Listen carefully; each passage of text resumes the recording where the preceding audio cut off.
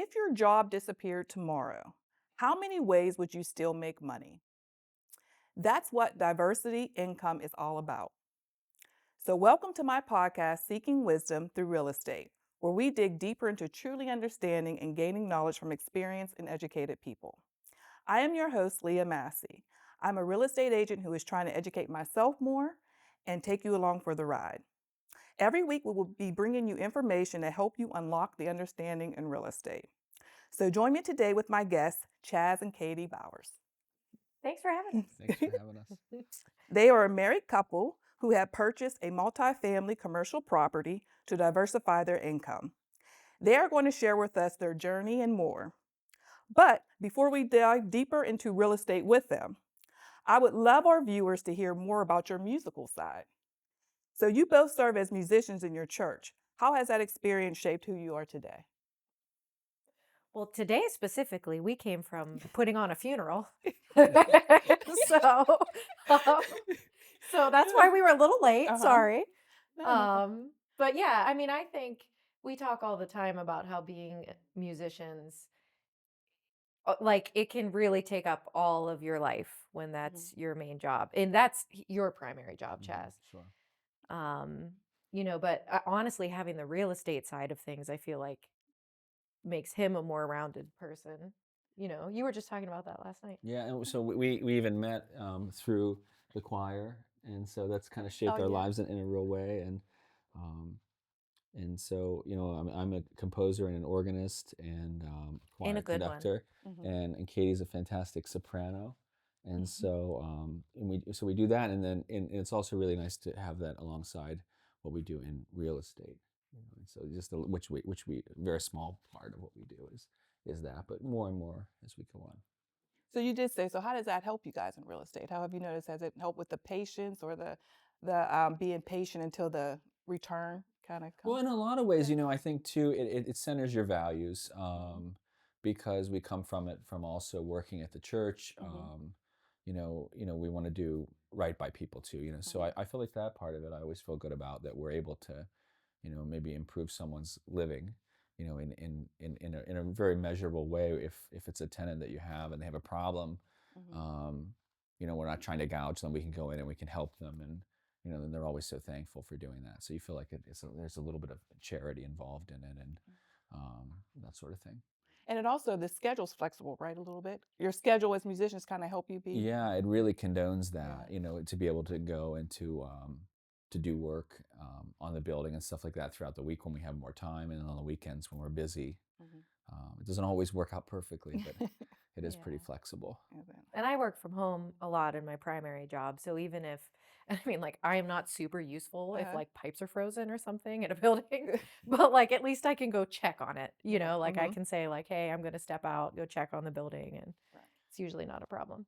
And one of the things too, when you do it with music in the church, that sort of thing, sometimes you're trying to build something up and teach people a way of singing or teach them to learn a piece, and it can take months and months and months. Right. Whereas, you go and unfreeze someone's pipes like I did the other day. 2 hours later, you've improved the situation. They're very thankful. It's very measurable, and it's kind of an instant gratification of being able to accomplish something. So the two complement each other pretty well.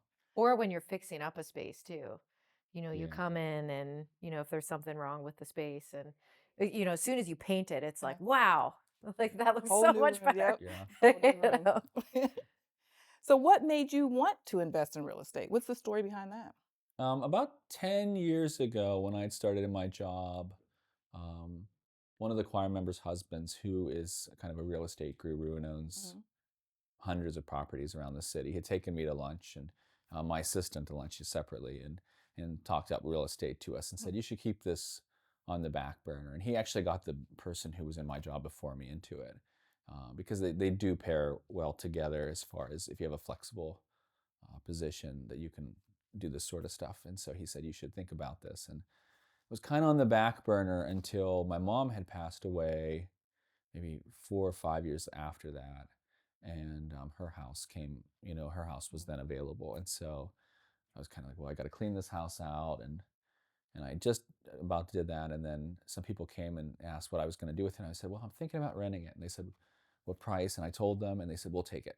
Mhm. And I was probably too little. I probably should have gone higher because, but I didn't. And they took it, and they were there for 5 years. And so that's how I started into it. And the funny Yeah. thing was too, you were selling stuff on Marketplace. They came to get a couch. Uh-huh. Yeah. And they were like, "Well, what are you doing with the house?" It just like came out of your mouth like, Yeah. "Oh, I'm going to rent this." Yeah. Oh, okay. So that's how you met them. Yeah. Yeah. So what about this couch? It says free. And they said, what about these mattresses? It free.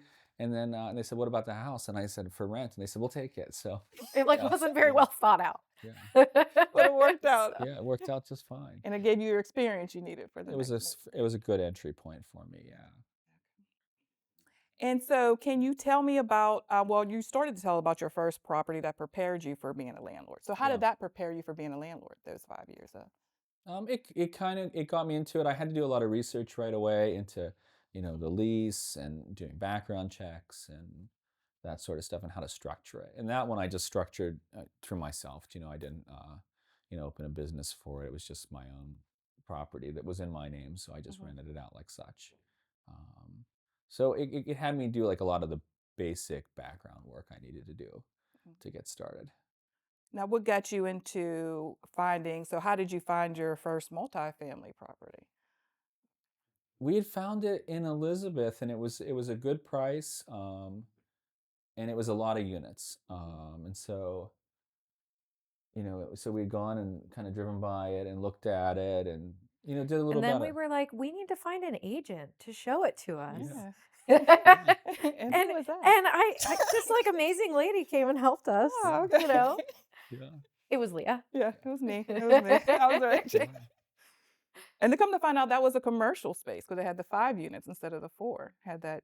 Yep. Yeah, and I think that was like your first. Was that your first Yep. That was my first commercial? That commercial. was our first. So we learned a Mhm. lot together, and Yeah. kind of didn't know. Mhm. Remember the things that we thought that were kind of based on residential things that we knew, we found that weren't the case, and so it was kind of nice.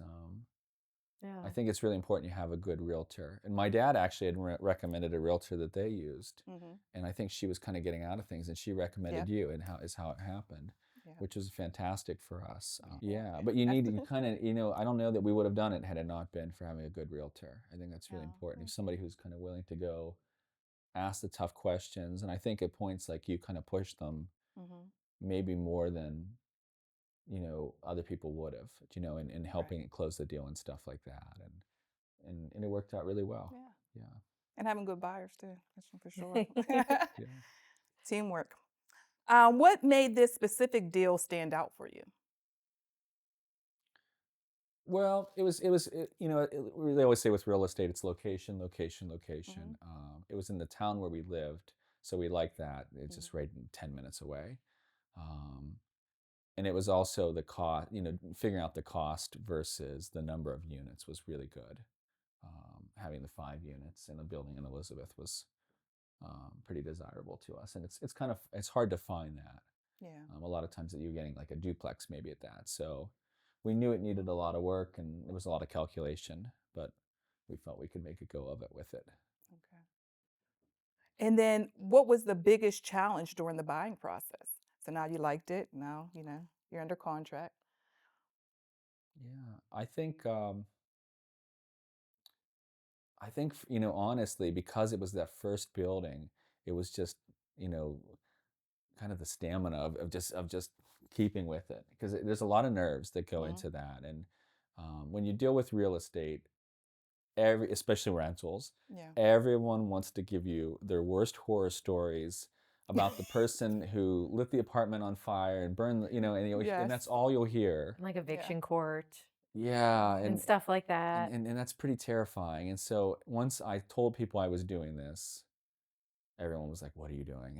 Okay. That sort of a thing. But you were Um, like already doing it. yeah, and So, Yeah. I was, but yeah. this wasn't 5 units, that sort of thing, and one of them needed renovated, and there were a lot of problems with that building. So, like if you remember, like the township had said, Mhm. you have to do X, Y, and Z within so many months of buying it to keep the occupancy permit for the building. Yeah. And there's a lot of 'Cause unknowns with that, as far right. as like we had to find out, getting a hold of the building inspector and finding out, just because he says he wants you to put pans underneath the hot water tanks. You have to figure out, well, how does he want you to drain them, and where does he want them to terminate, and exactly what's he looking for. And even within the code, it's pretty lined out, but you have to find out, well, to what letter, what's his level of satisfaction here. Right. So we had it was just kind of a lot of worries along the way in between the close date and figuring And all that even out. like the logistics of like a down payment and, Yeah. all of the figuring out how to get a loan, because it's Yeah. not like a regular mortgage, is it? It was Yeah, something else. yeah, it's Yeah. Yeah, So the it's commercial loan, yep. yeah.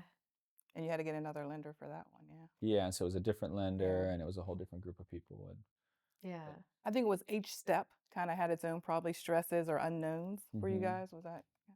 yeah, and then you get the inspector, bill, like the home inspector kind of thing in there, and they're going through the property, and of course, and their job is to tell you everything that could possibly be wrong, and so then you have to make a decision at that point, like, am I going to stay in this, or should we ask for more money, and that sort of. And I think we did at that point. Yeah.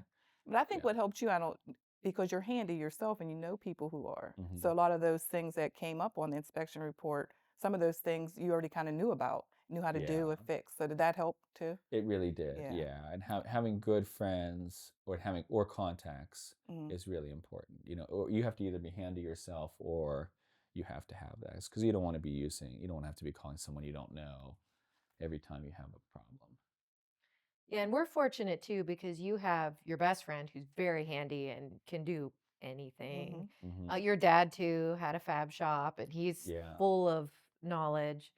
But then we have friends who just like want to help, and we Yeah. pay them, but it's like our one friend, she likes painting and she's not a professional painter or anything, Mhm. but she likes it. So Yeah. we're like, hey, you free this week? Want to come make some money? And she's like, yeah. She's very detail oriented, so it's Yeah, nice. Yeah. so it's like, so it's not that you even necessarily need the professionals, just people who are willing to Help. come help.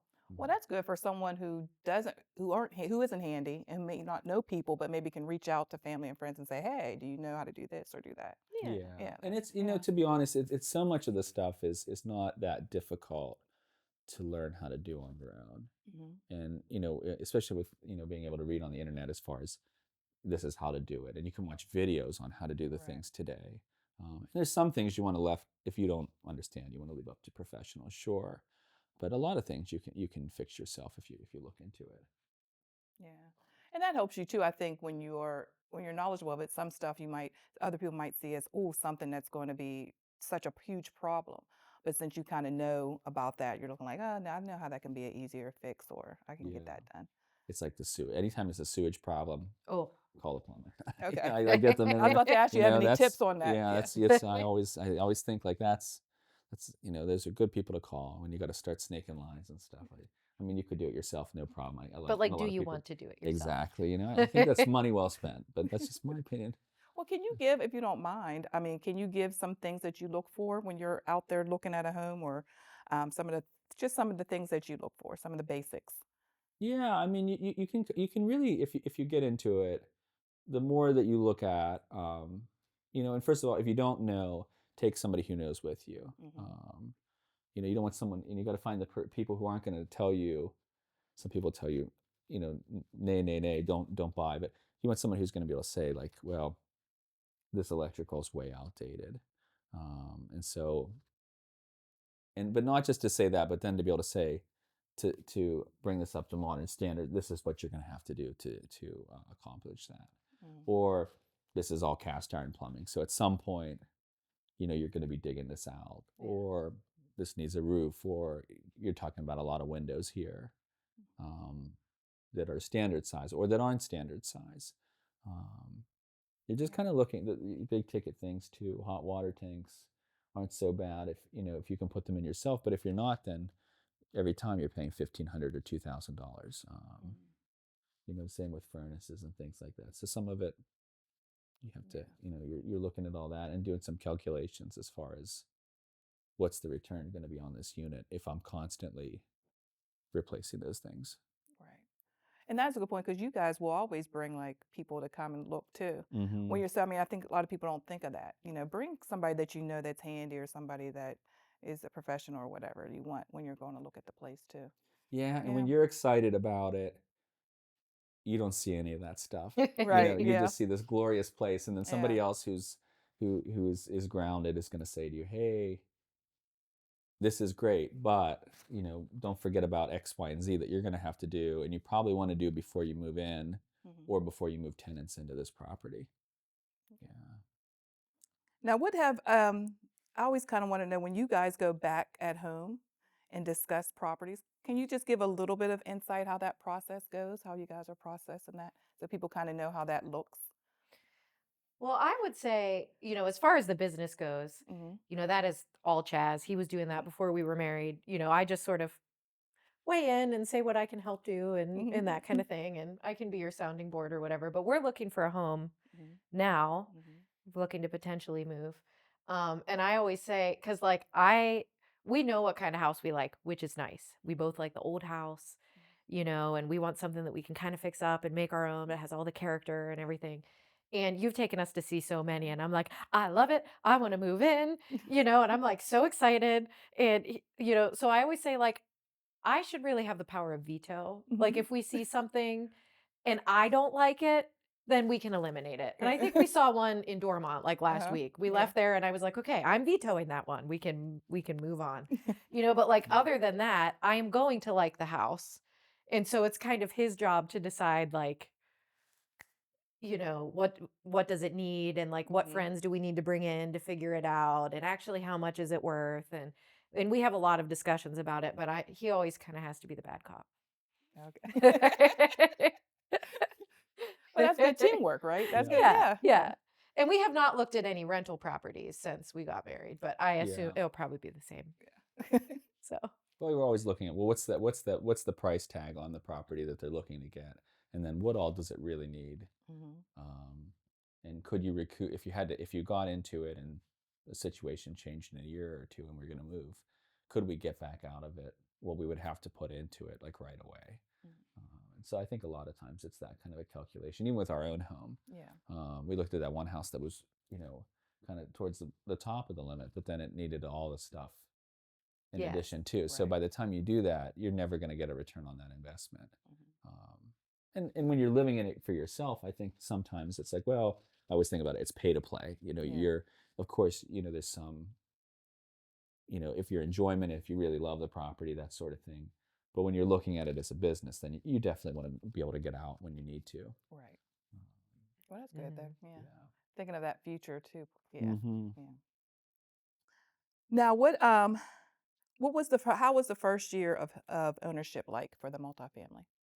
It was pretty stressful because, like I'd said, the township had given certain things that needed to be done, and they needed to be done. Mhm. It wasn't someone Right. nitpicking. It was just you were there, you Yeah. saw, and so we had to do that stuff within so many days. And I remember I was reading, and when I talked to the guy, I said, now if it's like a day or two, he's like, I'm not looking to penalize you. He said, I just want you to get the stuff done, and Right. I'll work with you so long as we can see progress. We think it Okay. could be a good property, but we want to make sure you're going to do it. And that was the point. Yeah. And so once I talked to him about that, and I was sending updates and things like that, we were fine. And he came down several times and looked at it and signed off on everything as we were doing it. And a couple of times we had questions like, well, how do you want this? He Right. said, well, I'll come down and look. And I was pretty nervous about that at the beginning, but I think if you're being transparent, Yeah. um, it was pretty good. We did, I learned a lot. We had a contractor that was, to finish up on a day, and it was on a weekend, and I had to go and play for church. It was like on a Saturday, and I Mhm. left early, and I thought, oh, he's going to finish by 4. I could see that they were almost done, and so I thought, I had no problem. I can give them the check. Uh-huh. And then they left right away and never finished. So you have to be, you Yeah. learn a lot, and you want to be trusting of everyone, of course, but you also have to, protect yourself a little bit. So that was kind of a problem because we Yeah. had a couple months where we were kind of calling and calling and calling. And finally they did come back because the inspector was coming. I said, look, the guy's coming next week. You have to finish up Yeah. the soffit and fascia, I think it was, and a couple, things on the gutters before he comes. And they did come do it finally. So that was pretty stressful. There was stuff like that It that was was, And when you take it over, you never know if you're going to keep the tenants. And I think at that time there were 4 in there, and so pretty quickly 2 said they were leaving. And so you're doing all this work, and also you have turnover. So it was probably more like the first 6 or 8 months. Okay. There's a lot of money going out to do the stuff we needed to do, putting on roofs and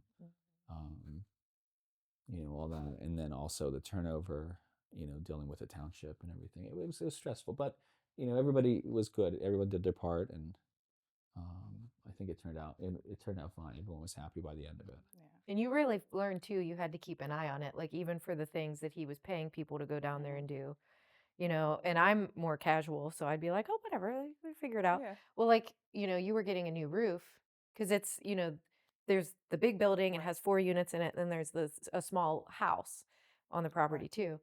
And at one point he went down to check and see how the roof installation was. They were starting to rip off the wrong roof. Oh. They were on the wrong building. Yeah. Like, could you imagine? I went out right at the right Like- time, and they just tore off the top, the cap, of the shingle right at the peak, and just one piece. And I went, whoa, and I said, wrong roof. And everybody stopped. There was a whole team of them. They all just, and so then they got Jimmy on the phone, and we got it figured out pretty quick. Yeah. Yeah. Wow. See, stuff like that. Yeah. Yeah. So he really does need to go down and check. Yeah. Well, just to clarify too, when you had to deal with the township, is because usually the seller will do that, but you had signed off that you'll take care of those things, and then that's kind of scary. But the code enforcer, as long as you had that communication with him, it worked out. Yeah, and that's what Yeah. people to know too. That communication's there. That helps out. I always think that you're better off to do things on the up and up as much as you Right. possibly can. And people Yeah. take shortcuts and try to do it their own way. And I think if you can do it the right way, Yeah. and if you're going to open a business and operate a business, that's why we got like an LLC and did all that stuff up front. We really wanted to just have it set up the right way to protect ourselves, but also, we wanted to learn, like, how do you do this the correct way? Right. Yeah. And you guys did. You guys fixed it up. You started real quick. Your tenants were probably like, wow, like Yeah. they mean business. You Yeah. guys started working on it right away. We did. Yeah. But we had to. There was no option. Yeah. I think we closed in December, and by the end of December, we had new roofs and, all that major stuff. And you had 2 tenants move out, and Yeah. both of those units needed stuff. So, Even just like basic stuff like painting, but when you're dealing floors. with, when, it was just a lot in a short time. Yeah. Yeah. Well, how do you find and retain your tenants? You guys already had tenants in, or 2 were moving out. It was 4 in the 1 unit, or 3, 4? Yeah, 4 Yeah, in the 1 4. unit, and then 5 in the house. That was the 5th one. So how do you guys, how was it coming in with some tenants already there versus having to find? It was fine, and the one, like, for instance, the one kid that moved out, he and his girlfriend were just starting their life together, and they were buying a house and starting to fix it up. And he told me right away, he said, like, this is what I'm looking to do. I probably have so many months. How flexible can you be with Yeah. me, or do you want me out now? Which I was like, no, of course not. Please stay at least as long as you can. And he was great, and and so he stayed until they finished their house, and the other people, they were kind of ready to go, and so they went pretty quick. Yeah, okay. Now, how about what unexpected issues or costs that came up? Yeah, I mean, tons of stuff, and you have to build in room for that to be the case. Like at one time with an exterminator for those bees or something like that. Yeah, And okay. Yeah. one time we had to have the plumbing had frozen. Knock on wood, it's because it's so cold. Okay. outside. Yeah. The sewage, and so we had to have that hydro jetted because it was getting kind of ice in the line and stuff, and it wasn't really deep and as deep as maybe you'd want it to be. So there's always stuff like that, that you just don't expect. And sometimes too, when you're dealing with multi-units and things like that, if you're following somebody who cut corners, there might be headaches there. And so sometimes you're undoing the work other people have done when they've done like their own home plumbing. versions, and every Okay. bathroom is a little different, and Yeah. you know every hinge on every door has a different kind of screw because it's what was laying around. That's sort of Okay. so sometimes you're dealing with stuff like that. So it's good to have some money set aside for those things, definitely when you're getting into the. Yeah, and Yeah. depending on how you want to structure it, you don't Mhm. want to put everything on credit cards. Mhm. But if you have if you have some equity in the property when you buy it, Mhm. maybe you have a line of credit for your business, or you have a business credit card, or Mhm. even with like Home Depot and Lowe's, you're getting commercial credit cards. You can get perks with those too, which is really nice. Um, so you can set yourself up like that too. But Okay. you want to be able to pay it back. You don't want to be Right. letting these things sit out there for a long time. Okay. And I think that was we were talking about things that were problems in the first year, and that was one of them. Is just so much money going out to be able to do that. And we had an idea of it, but again, you're seeing it with the goggles on. Yeah. And so my buddy's like, "Hey, this is going to be this much," and I'm like, "No, it'll be this much." Well, he was right. So it's Yeah. good to have somebody to get bounce those ideas off of. Now, how has the property's performance matched your expectations? Well, I think with that is that we're thinking about it as um, anything we get now that we make profit on is kind of gravy, but we're looking more towards when that 15-year, commercial loan pays off. Mhm. We're looking at it more like this is a retirement investment. And so that's when it's going to perform the best for us. But for right now, I have a small loan with the property and plus the mortgage. So as long as we're meeting that in a month and paying the water, stuff Mhm. like that, then, you know, we do make some profit on it after that. But mostly we're looking at the long term. And a key right away to the profitability was one of the units was gutted. Mhm. Like there was you remember, I'm Yeah. sure. There was Mhm. nothing. There were holes in the walls. Right. Like absolutely uninhabitable, but it needed like you in order for it to be making a little bit of profit now, the whole entire property, Yeah. you needed to get that up to speed. And that took a long time. So we've had what, a couple months of that one being rented as well. But now we have a tenant upstairs moving out, so yeah.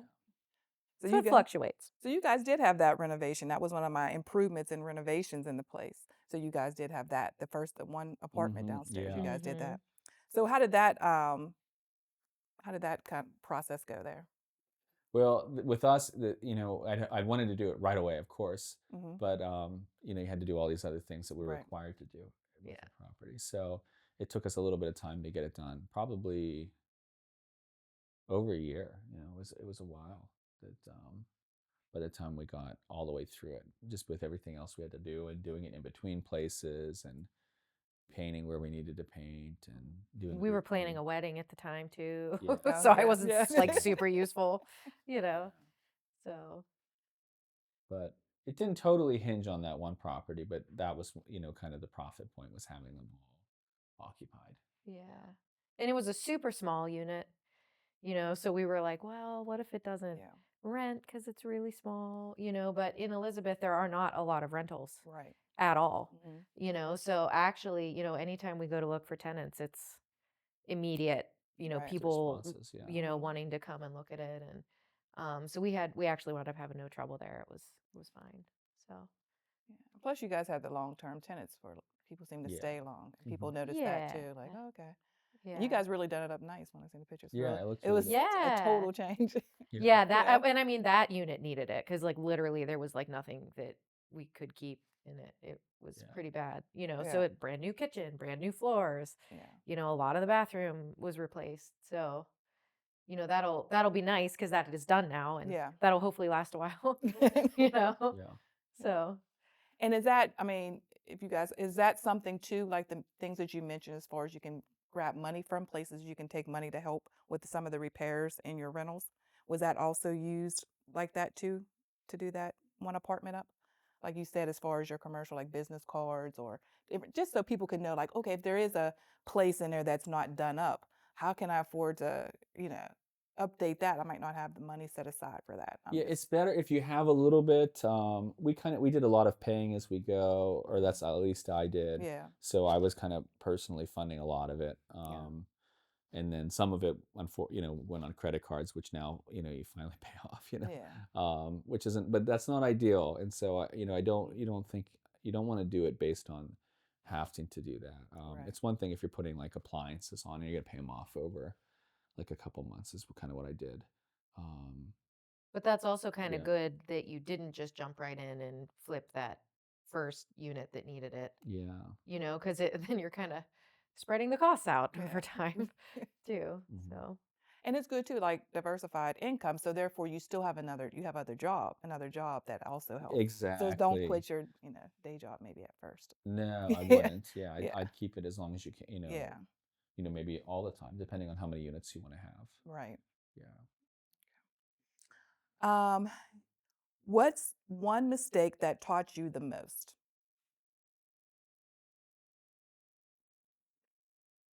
I think you have to learn, well, I think you have to do your research. And I think any time when I kind of just jumped into something with the renovation, I think that was probably without realizing how long things would take, Mhm. or that this isn't really an afternoon project, that this is Yeah. going to take a lot longer than you think it is, that sort of thing. And so I think I learned to do a lot of research before you just start doing something.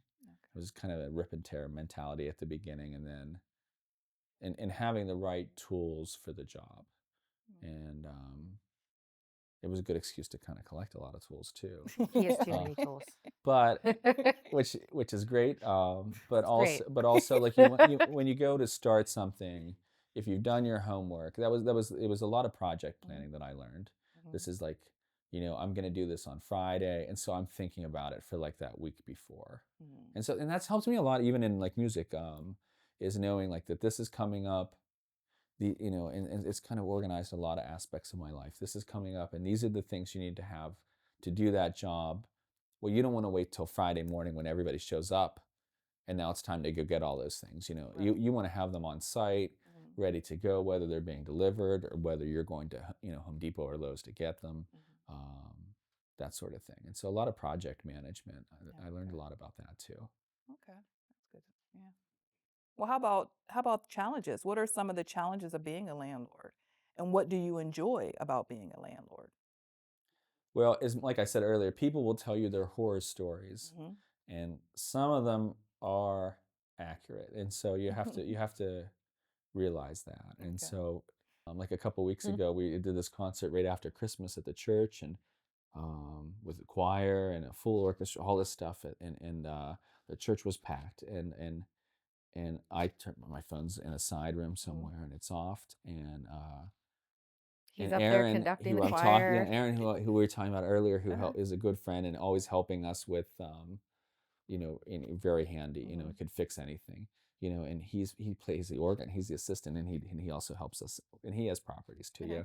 So so he's playing the organ. We're playing this big like 12-minute piece, and he's counting his measures rest before he comes in, and his phone rings, and he's back there, and he answers the phone, and here's one of the tenants from my building. They have his number, and he says, and they say we're locked out of our apartment, and it's freezing cold outside, and it's like the Sunday after Christmas, Yeah. and we're like, well, what do you do? He's like, I don't know what to tell you, but I can't help you right now. I'm about to play this piece. So we had that guy I Yeah. told you about who's retired, Yeah. and kind of the groundskeeper, and luckily he had a key, and Okay. he could get them in, Yeah. and so it worked out just fine. It was no problem, Uh-huh. but Yeah, I it's even not. had missed calls, and I was singing, Yeah, you it's not know. always like it doesn't happen. It's not always convenient. Okay. Like one of my friends, his dad owns a bunch of properties, and they always have a running joke how many years on Christmas Eve his dad had to fix a toilet, Uh-huh. and leave their Christmas family thing Yep. because somebody else's family thing was going on, and the toilet broke, Yeah. and so you got to go do it. Yeah. And so there is that you have to be kind of flexible, and that's a challenge. And sometimes, when you have a building that has multiple units, you deal with lots of personalities, Mhm. and especially when they're small units and they're tight, and they have parking that they're sharing and garbage cans that they're sharing and a yard that they're sharing. And walls and ceilings. Yeah. It's hard. And Yeah. so and it's hard for them too. And so sometimes, and you have to know when to intervene Mhm. and when to just kind of let it work itself out. Because people, if they were living in houses next to each other, even if they had like their own duplex that they owned, they'd have to work it out. And so sometimes they will. Yeah. And so you don't want to necessarily be too hyper about jumping in, all the time. Right. Um, so that's one of the challenges. You know. And I think that's probably what the misunderstood thing is about your role as a landlord. People don't understand the challenges and stresses and that goes on Mm-hmm. behind. So how do you guys deal with that? How do you guys are able to step back and be patient and handle your stress and problem solve? Is that just every situation or what do you guys do to kind of handle that? Sometimes I just let time go. Okay. And you kind of in your gut, I feel like you always have to trust your gut, and your gut says to you so many times like, hey, you should Go deal with that right go deal now. with that right now. And then if that's what if it says, then you probably should. And Yeah. sometimes you think like, well, I don't know if that's really my place. Then sometimes maybe it's and sometimes it's really, you can tell like this is something that's really important, like um the water main break. You got you got to go Yeah. down there, and because they need to get in and shut off the water to all the properties, or whatever it is, then you got to deal with it. um but when it's like a dispute over a parking spot, sometimes like you know They'll sort it out. yeah. Yeah. Well, that's good. You got to look at what's priority and yeah, Hmm. handle it. And not that you don't want to, but for them it's better if they Right. deal it out, if Yeah. they if because when you get involved, it kind of escalates it to the next thing, and then they get upset with you, and the one that's you're talking to does too, and so you have to be conscious of that. Um, how has this investment changed your perspective on wealth building? It's really taught me about diversifying income, Hmm. and I think that that's really good. I still put money away every month, and I work for a church, so we have a 403b, Hmm. which is the same as pretty much a 401k, and I still put money in that just the same as anybody else would. But it's also trying to figure out, well, how you just never know what's going to happen. COVID proved that to everyone, Yeah. is that we don't know how quickly things could change. And so housing, at least in my opinion, is one of those things that regardless of whether stocks go up or down, people are always going to need somewhere to live. Right. So I think it's a good investment. And they keep saying how people are more interested in renting today. And I think people like the idea that someone else is going to handle it for them. So if you can do that, it's good. Okay. Now, what advice would you give to someone thinking about buying their first multifamily property? I kind of already said it, but I would definitely go back to it again and saying just do your homework. Hmm. Um, do a lot of reading on the internet. Read some books about it. Hmm. Watch the videos, and don't be afraid. And talk to people who have done it too. Don't let other people turn you away from it just because their cousin's uncle's friend had a property that somebody burnt down, or they renovated it and somebody trashed it. Right. I wouldn't be so terrified of it either. So I'd say also run the numbers.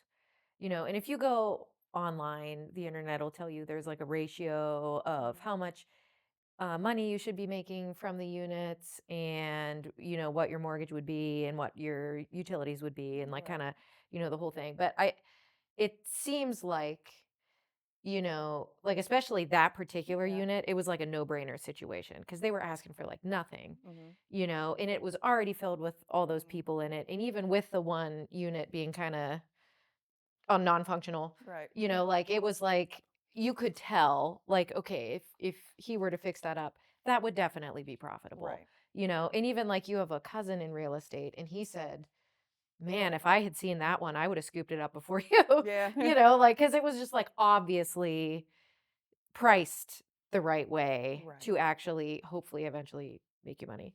But like sometimes like I feel like if you see a unit, and we're guilty of this because we're always on Zillow and stuff, that even duplexes or triplexes or whatever, Uh-huh. and we're like, ooh, that would be great. And then but then like you think about it and it's like, well, how much do you think they're actually paying for each of those units? Right. And this is what your mortgage would be, and so like I guess just numbers I think are Yeah. important, Yeah, Yeah, and, yeah, at the thinking end of the like that. day, Yeah. Yeah. at the end of the day too, you have to be comfortable with it. And I Mhm. think that's really important. Like you have to figure out here's my mortgage, here's the loan I'm going to take out to do some work on this property.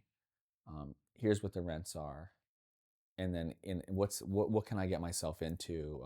Like what's my profit going to be? Mhm. Because the worst thing is when those units are empty, and you're paying, which Yeah. happens sometimes. And you're losing money that month when you're first starting out to figure out before you haven't gotten someone else in there. But you have to figure out when you look at that profit margin, like, am I comfortable with that? Mhm. And if there's a problem that month, I might not get that, or I might have to use a couple months to pay for it. And so Yeah. you're You got to really think ahead. Yeah. yeah. But if you're comfortable with it and you have the ability to take a little bit of risk, then as things get going and you're paying things down, obviously you're going to do a little better. Okay. Now, do you guys have any shout outs or anything you want to advertise or say to the viewers or anything in regards to that? Anything you want to shout out or? We think Leah's fantastic. If Okay. you're looking for an agent, Yeah. Thank you. Thank Get a good realtor. Get good Get a good people. realtor. Surround yourself with good people.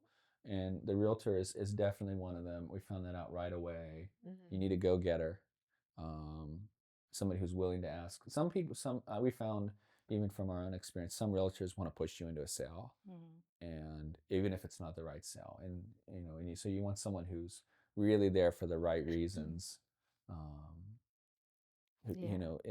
But surround yourself with good people. The realtor, who's helping you with the construction, all those sorts of things. Yeah. And our friends and family I think have just been invaluable, throughout the whole thing. Yeah. So it's like you couldn't do it without a lot of the people who've been there helping you with everything Yeah. and taking calls. And we can go on vacation because his buddy will pick up the phone when the tenant calls, even if he's in the middle of a Yeah. mass. Yeah. Like, Yeah. so it's nice. Yeah. So That's nice. And then this kind of ties it together. You might have said some of the stuff, but again, since my podcast is Seeking Wisdom Through Real Estate, I always have a question that I ask at the end. Okay. What's a piece of wisdom that you would like to give our viewers today? What do you have? wisdom. Mhm. I would say take the risk. Mm. You know, Yeah. like I think so many people they read about real estate, or you know they read about different business ventures or streams of income or whatever, and they think, wow, that'd be really cool if I went and did that. But then like you never take it Yeah. further than that. Like you never look into how to get the loan or how to get the down payment, or finding an agent or Yeah. any of the steps. And I think it was like, that was pretty cool that you were able to jump in and do that. And I think it helped that you had your mom's place. So that was sort of like a soft entry Mhm. into the whole situation. But I mean, you really, really took the risk when you got that property Yeah. that needed all that work, and you just figured it out. Yeah. But what would have the worst been? You would have sold it. Yeah. If it was beyond what you could do, you would have just turned around and Yeah. sold it.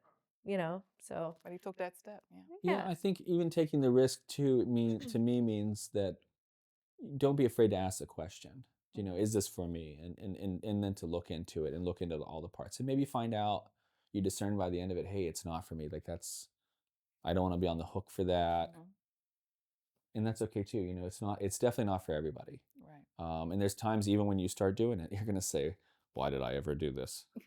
It happens, it's kind of the way it is. But if you think about, we all work at our job all the time. And I think it was Jim Rohn who had once said, well, we work at our job, but what do we do to work on ourselves? Mhm. And I often think about that quote. And to me, I think it's, things like this, when you're starting to ponder, well, how can I better my life?